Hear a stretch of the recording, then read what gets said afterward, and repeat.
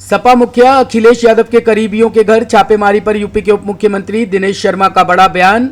उत्तर प्रदेश के पूर्व मुख्यमंत्री और समाजवादी पार्टी के राष्ट्रीय अध्यक्ष अखिलेश यादव के करीबियों पर इनकम टैक्स की छापेमारी को लेकर यूपी के उप मुख्यमंत्री दिनेश शर्मा ने सफाई देते हुए कहा कि भारतीय जनता पार्टी राजनीतिक उद्देश्यों के तहत कोई भी काम नहीं करती है। केंद्र सरकार से जुड़ी एजेंसियों का अपना अलग काम है, उससे भाजपा का कोई भी लेना देना नहीं है।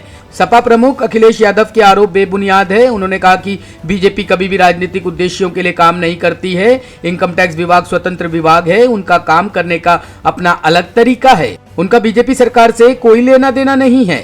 सपा बसपा के गठबंधन के बाद शुरू हुई छापेमारी के बाद पूर्व मुख्यमंत्री सपा मुखिया अखिलेश यादव के बयान कि अभी तो इनकम टैक्स विभाग आया है, अभी तो ईडी और सीबीआई भी चुनाव मैदान में उतरेगी। इस पर उप मुख्यमंत्री दिनेश शर्मा ने कहा कि कौन क्या कहता है, इससे हमें कोई लेना देना नहीं है।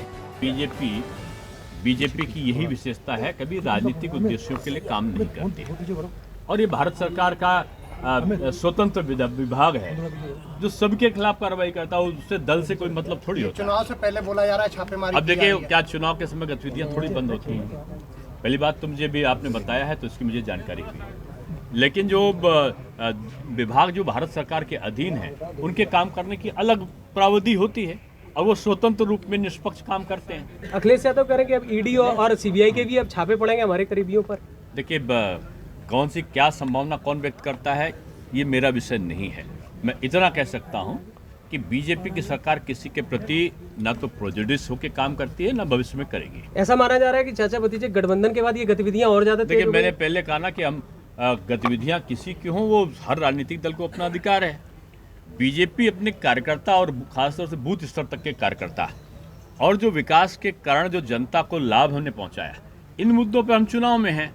हम इस प्रकार के गठजोड़ नहीं करते। हमारे दो सहयोगी दल हैं, उनके साथ हम चुनाव के मैदान में हैं और जनता में हम यही चीज़ हमारा उद्देश्य है कि जाति के आधार पर नहीं, धर्म के आधार पर नहीं, क्षेत्र के आधार पर नहीं, संप्रदाय के आधार पर नहीं, हमारा मुद्दा केवल और केवल विकासवाद है और विकासवाद के आधार पर हम चुनाव मैदान में पहले भी थे और आज भी हम विकासवाद के आधार पर चुनाव लड़ेंगे।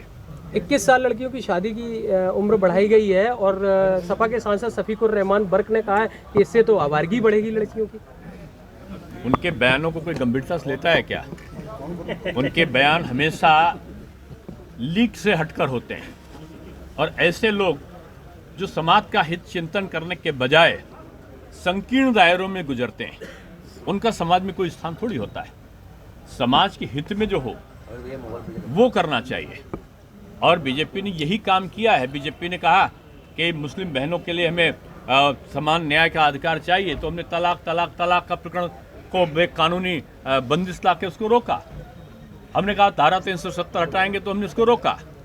हमने कहा था श्री राम जन्मभूमि मंदिर के निर्माण में जो बाधाएं होंगी उनको हम दूर करेंगे, हमने किया। हमने कहा था बाबा काशी विश्वनाथ बाबा के उसका हम जीर्णोद्धार कराएंगे, किया। हम जो कहते हैं वो करते हैं और जो लोग दूसरे हैं वो सपना देखते हैं और सपना देखने के बाद कहते हैं कि वो तो मैंने सोचा था।